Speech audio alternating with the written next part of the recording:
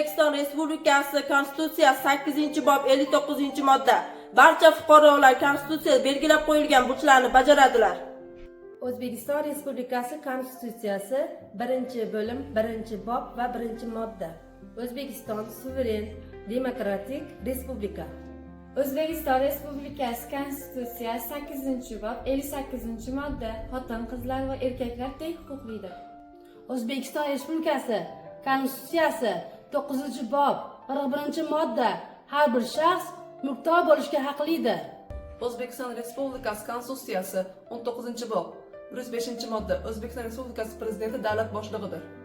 O'zbekiston Respublikasi Konstitutsiyasi 8-bob 50-modda har kim ta'lim olish huquqiga ega. Shiorimiz Konstitutsiya